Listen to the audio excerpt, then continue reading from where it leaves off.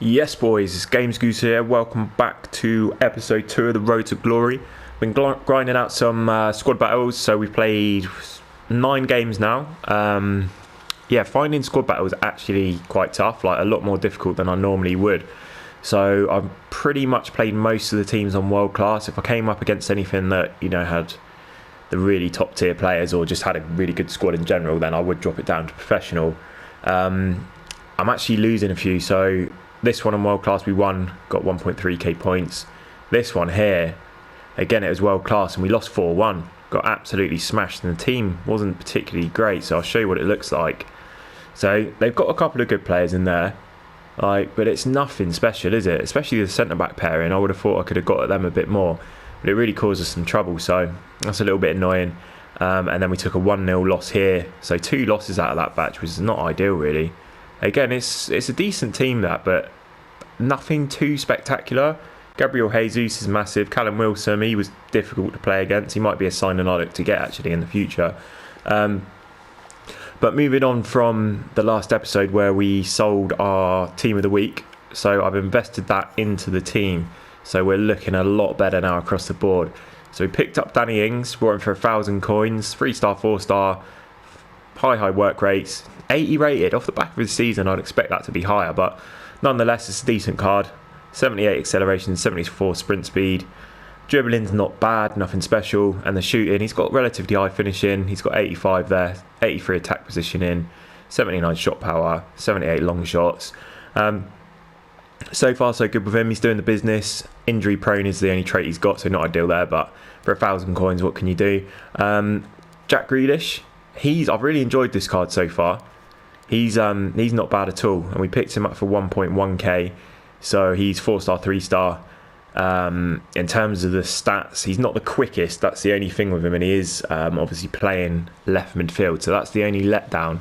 But I think what I'm going to do moving forward is potentially move him in game into the middle and have him playing in the midfield, because I just think he's going to be much more effective there. He's got good dribbling, decent passing, not too bad shooting. His defending's not the best, so he's not really a CDM, but I think he could play centre mid / cam quite nicely. So that's another new addition, leadership and flair in terms of the traits. Now, the big one that we picked up is Kovacic. So he's 83 rated, which is the highest rated player. We paid 7.9 for him, so I think that's a bargain. Like, I've got a feeling on full release he's going to rise massively, probably even double, maybe triple. I know that Alan, he's ridiculous, isn't he? I know he's probably better as a player, but he's 83 rated and he's absolutely flying off the shelves. He's extinct, so I believe. But anyway, in terms of the attributes, they're nice and well rounded here. So the pace is not bad for a centre midfielder. He can do everything really. Defending could be a bit higher. I might put a chem style on him moving forward, because I think he's gonna stay in the team for a while. So I might potentially look to put a shadow on him and boost those defending stats and play him either as a CDM or a centre mid. I'm not entirely sure yet. I'm still kind of getting used to what he can do. But again, I'm enjoying him. He's got the flair trait there. And we picked up Dan James. Now, I wanted to get some pace in the team. Obviously, we've got Grealish on the other side, who isn't the quickest. So I wanted to go ahead and get Dan James. He wasn't the cheapest. For a 77 rated, he's coming in at 4.1k there. So the pace is what we're paying for it, because the card hasn't really got too much else to it. He's got 3-star skill moves, 4-star weak foot. The pace is rapid, 96 acceleration, 95 sprint speed. Shooting is atrocious, 68 finishing there. Passing is not much better. The dribbling's not bad. He's got half decent agility, and his stamina at 86. So far, I'm not convinced by him. He is quick, obviously you'd expect that from him, but he doesn't feel that overpowered. But saying that, I've only used him in squad battles, so I'm hoping that when I come to play online, that he'll exploit that a little bit more. He'll exploit people's defences that maybe haven't got the highest rated defenders yet, and he can kind of get at it and get at teams on the break. So if he doesn't, if we're still kind of on the fence about him, I think I'm going to sell him, get the 4k back, and then invest in something else. We also picked up Diego Dalot here, the right back. We needed I just wanted a full team on chem, on 9 or 10 chem, so we went for a cheap option here. He wasn't much at all, 700 coins, He's not too bad. 78, 80 sprint speed. He does the job. Nothing special. He won't be in the team long term, but for now, I'm more than happy with him. We packed Socrates, so he's straight in the team. Again, he's not bad. He's better than what we had. He's untradeable. And we picked up Chris Smalling. Now, I've been impressed with him so far. Really impressed. For 2.9k, I think he's well worth it. And potentially, if he does end up moving from Man United, this car is going to be extremely rare. So it probably will make some profit down the line when it comes to SBCs and stuff like that. In terms of his attributes, his acceleration isn't great. His sprint speed is not bad at all. If I continue to enjoy him, I might think about investing a chemistry style from him, but I don't want to commit to that just yet. We'll see how we go with that. And then Luke Shaw, he's been really good for us, and we brought him for 1.1k, so I think that's a bargain. Like, on full release of the game, I can see him being a lot more expensive. His attributes, he's got not bad pace, 80 acceleration with 78 sprint speed. Pretty well rounded with the dribbling, defending and physical. Again, he's another one that if I continue to enjoy him and feel like he's doing the business for us, I might invest in a chem style from him, and we will go from there. Now, I picked up this guy Martinez for a super sub. Now, he looks incredible, and look at the price we picked him up for. 700 coins, right? And he's 3-star, 4-star, but look at these stats. 87 acceleration, 90 sprint speed. Look at the shooting. He's got 85 attack positioning, 85 finishing, 84 shot power. His long shots are not too good. Volley 75, penalty 79. The dribbling's on point. 91 agility, 92 balance, 81 reactions, 79 ball control, 76 dribbling, 75 composure. Stamina at 72, jumping at 90. Now, I had his team of the season in FIFA 20, and it was an absolute beast. And I've just got a feeling, when we're looking at these stats, that this is going to be a really overpowered card. So I'm going to bring him on. He's going to be a super sub. Whether he comes on really early or potentially just for the second half is yet to be seen. I haven't tried him yet, so I don't know, but I do think he will be a good player for us. He's got the flare trait and the outside of the foot trait, which is always nice. So what I'm going to do for today's episode is I'm about to do my 5 placement games on Rivals. So I'm hoping that gives us an influx of coins into the club, and then we'll look to do some upgrades from there. Whether I just show a couple of highlights from that or just one full game, I'm not sure yet, but I'm going to get into the games, so I will see you shortly.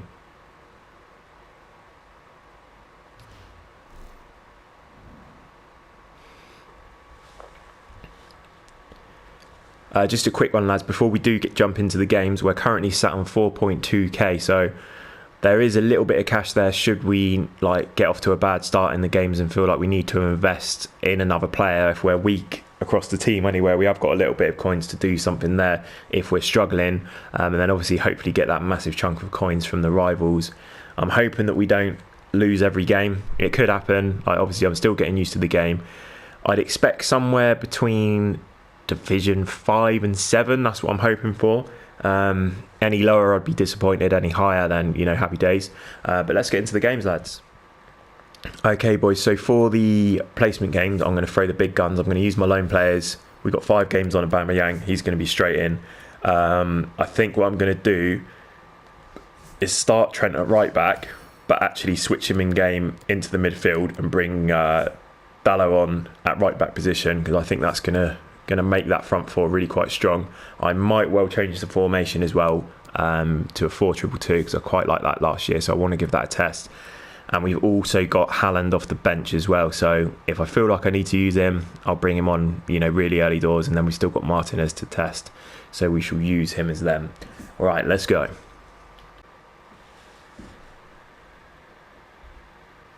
Okay, so team 1 we're coming up against Lacazette. He's a player that I want. Fakir there, 83 rated. Felipe Anderson, Tammy Abraham, Theo Walcott. And right back there, didn't quite catch who that was. Hello everyone. I think it was Trippier, so that would be another 83 rated. So, yeah, solid squad we're coming up against. A little bit worried, not going to lie. Palms are sweating. Let's hope we can do the business here. So I have decided to revert back to the old faithful. So we are playing the 4-2-3-1. So we've got Dan James at Ram, Jack Grealish at Lamb, playing Aubameyang at Cam with Danny Ings up top. First thing that I've noticed about going online is that pace feels different. So in squad battles, someone's like Dan James, you don't really seem to notice the benefit that much. I don't know whether the AI gets speed boost or what it is. But online, pace is massive. Like, you can really sort of burn players, especially with the level of player that most people have at the moment. It's easy if you play the right ball to sort of get in behind. So what I thought I'd do is just show a few highlights of the goals. Like I said, I didn't really know what to expect. Like in FIFA 21, there are quite a few different buttons and mechanics to learn. So we're doing all right here into the first game. We find ourselves 3-2 up. And then he gets the equaliser there to pull it back to 3-3. What I'm struggling with is defending. Defending seems really tough, particularly in the box. It feels like you can get turned quite easily. So we end up drawing the first game 3-3, and then we move into the second team here.